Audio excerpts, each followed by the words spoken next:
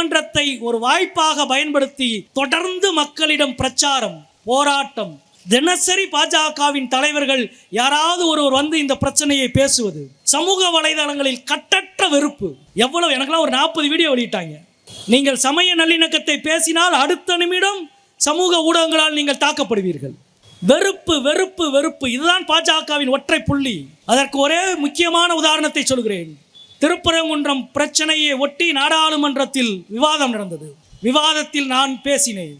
திராவிட முன்னேற்ற கழகத்தின் சார்பில் தென்காசி எம்பி அவர்கள் பேசினார்கள். திமுகவினுடைய மூத்த தலைவர் மரியாதைக்குரிய அண்ணன் டிஆர் பாலு அவர்கள் பேசினார்கள். பல நாடாளுமன்ற உறுப்பினர்கள் பேசினோம்.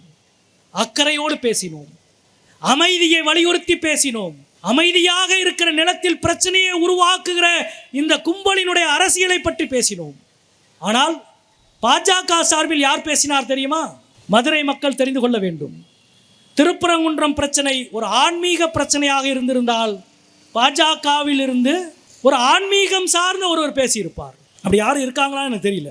பாஜகவின் சார்பில் திருப்பரங்குன்றம் பிரச்சனையை நாடாளுமன்றத்தில் பேசியவர்கள் 2 பேர். ஒருவர் அனுராக் தாக்கூர், இந்தியாவில் வெறுப்பு பேச்சுக்கு புகழ்பெற்ற நாடாளுமன்ற உறுப்பினர்.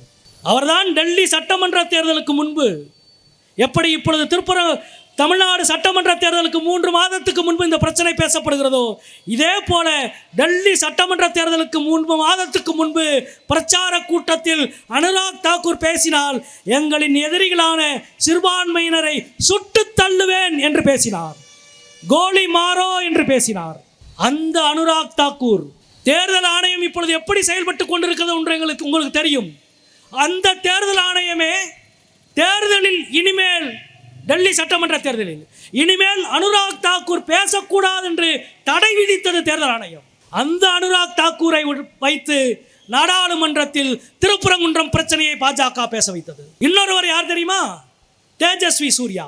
வெறுப்பு பேச்சுக்கு உதாரணம் தேஜஸ்வி சூர்யாவின் பேச்சுக்கள். கோவிட் காலத்தில் மருத்துவமனைக்குள்ளே போய் இது என்ன மருத்துவமனையா அல்லது மதராசாவா என்று கேட்டவர் தேஜஸ்வி சூர்யா. அவருடைய ட்விட்டர் பக்கங்களில் சிறுபான்மையினரை எவ்வளவு மோசமாக எழுதியிருக்கிறார் என்று பாருங்கள்.